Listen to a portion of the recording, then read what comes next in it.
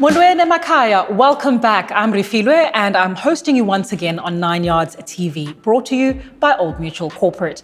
Another small business topic that we're going to be diving into today is one that is so critical in the African context and at the same time extremely delicate. And that's the notion of working in business with friends and family. Walking us through this minefield today, I'm joined by Nobesuthu Ndlovu, the owner and founder of Burgundy Fly, joining us from her home office in Johannesburg, as well as Alex Fraser, joining us from Cape Town, representing Viridian, who work very closely with SMEs. Alex and Nobesuthu, thank you so much for joining us today. Welcome to 9 Yards TV. Nobesuthu, you have seen small and medium enterprises from every angle. Not only are you Old Mutual's director of small to medium enterprise, but you're the founder and owner of Burgundy Fly. Tell us a bit about the business. Thanks, Refilwe. So Burgundy Fly is a strictly South African designer wear business where we stock garments from our designers from the continent as well. And now we're on our online store. That journey actually tracks us all the way from being probably micro all the way to being a full-fledged, larger enterprise, frankly. And along that way, you would have had a great deal of engagement with friends and family. Tell us what your experience was in doing business with those.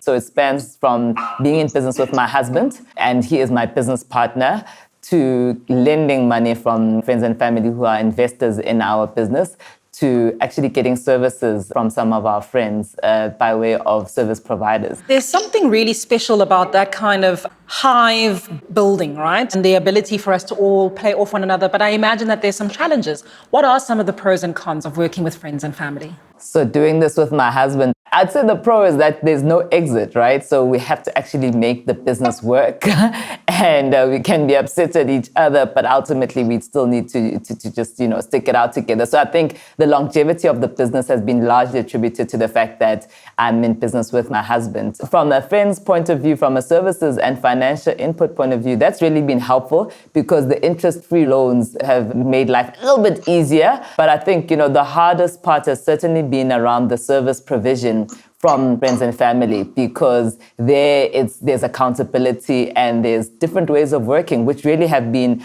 unanticipated. I've lost friends as a result, actually, of doing business with some friends. But I think it's really just that misalignment as well around how we are as friends is actually different as how we are as working people, because those two lives are generally quite different. I love the story. I think it's such a special one around the ecosystem you've been able to create within your life. Alex, I imagine this notion of ecosystems is something very familiar to you in working with Viridian.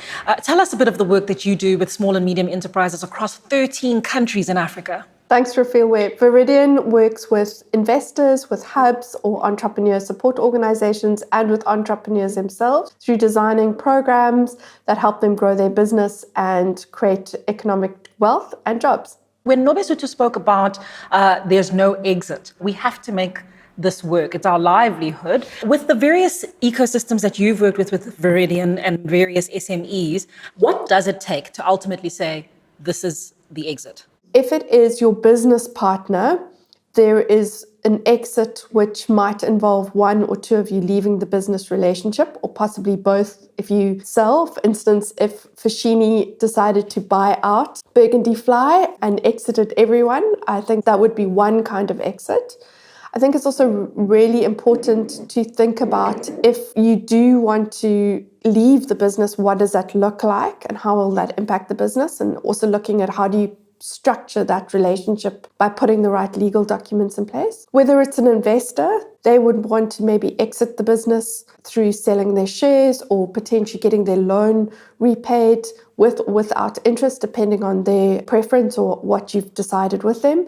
And if it's a supplier, hopefully the exit is when you pay their invoice and they've rendered their services, and hopefully they'll become a supplier and be able to supply goods and services to you in the future. So I think the exit really depends on the type of relationship that you have and how that relationship is structured. Even if they are your best friend and you've known them since before you even started school together, it's really important to have everything in place, and so that it is a formal relationship, even though you might have quite an informal way of working together and really trust each other. I think what I'm hearing from both of you then is that it's boundaries. Nobesutu, would you agree that that's the recipe for success? And because you've made it work for 13 years and brilliantly. I'd say, when I look at the investment that I got from friends and family, I was able to be quite comfortable with them to express to them that, this is a risk, but I'd like you guys to help me if it is possible for you guys. But just remember that, anything can happen. And I think with them knowing me personally and knowing the integrity that I have, it was a little bit easier for them to actually invest in my business. So I think, that human element is something that we can definitely anchor on over and above, of course, the terms and conditions. And I think, 13 years later, we definitely have to have had, our legal structures and all those amazing things sorted out. But that human touch also is extremely helpful. That's powerful, Nobesutu. What I'm hearing you say is that accountability matters. Being able to offer milestones and deliver some of those yardsticks in order for your friends and family to continue to trust you and continue to invest. Would you say then that it's easy for you to move between being family and friends and being business partners?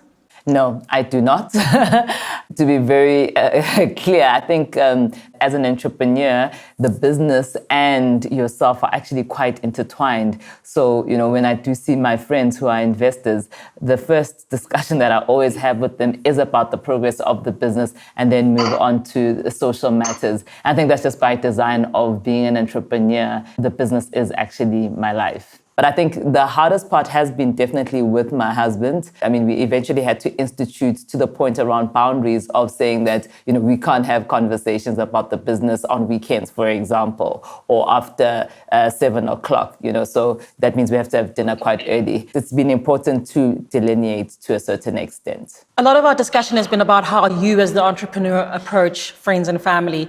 I'd love to ask you, first you, Nobesutu, how do you manage when friends and family ask for freebies or ask you to implement this friendly relationship when you are giving a professional service or product?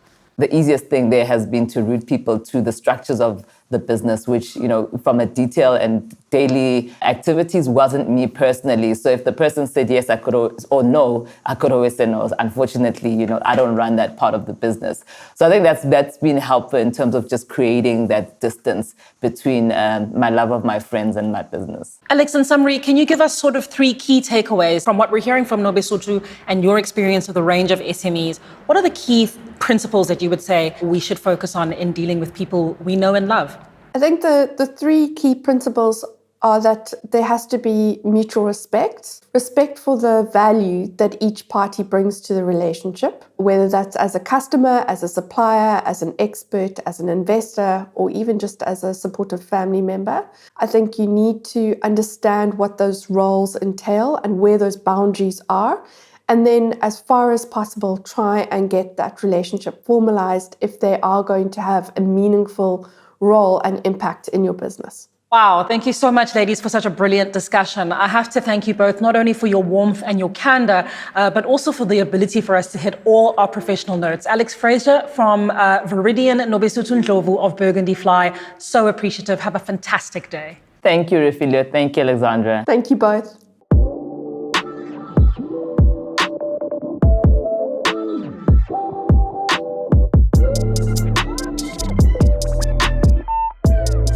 Wow, what a brilliant discussion that was. That's all from us today here on 9 Yards TV, brought to you by Old Mutual Corporate, helping entrepreneurs to go the distance. For more information, experience, and insights from all the best in South Africa's small business entrepreneurial journeys, be sure to click like and subscribe below. Until the next time, goodbye from me, Refilwe.